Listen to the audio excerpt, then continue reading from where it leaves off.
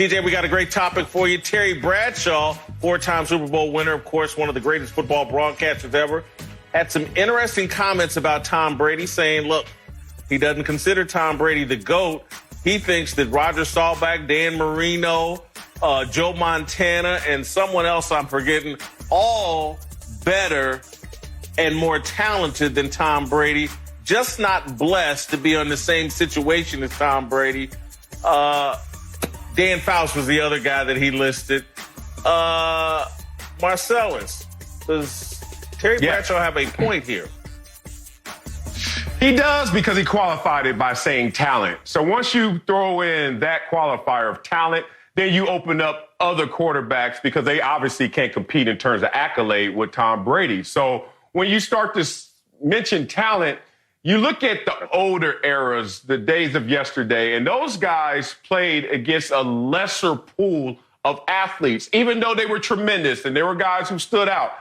In general, that's a lesser athlete than what Tom Brady is competing against. So whatever you see of Tom Brady and rate him in terms of talent, you have to bump that up based on what the errors were looking like in terms of talent before. Tom Brady, for me, deserves to be the GOAT, not only in accolade, but putting it all together and working it together. Yeah, there are other guys who threw it better, threw it across the yard, threw it harder, whatever you want to say, but no one put the entire package together like Tom Brady, so I have to disagree, Terry.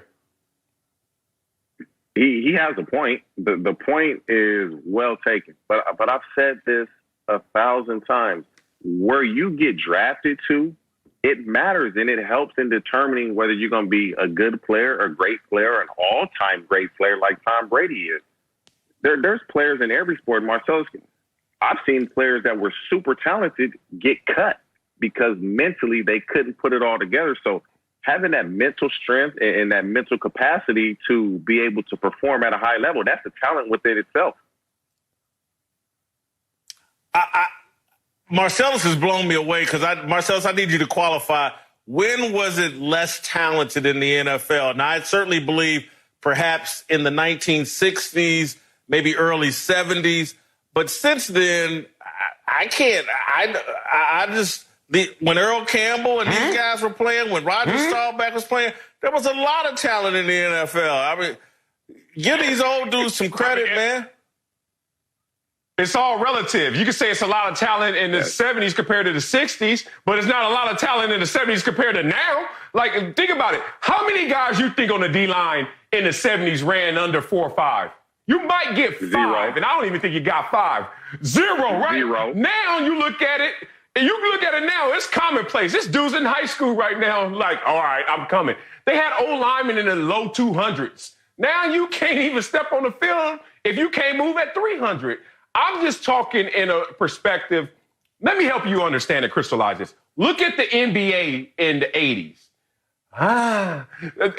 Them dudes are like looking like rock'em sock'em robots compared to these cats now. The 9th man on the team right now will go in the 80s NBA and get buckets. No. And if you don't believe that, if you don't believe that, fast forward in 20, 30 years, watch how this era is going to look too.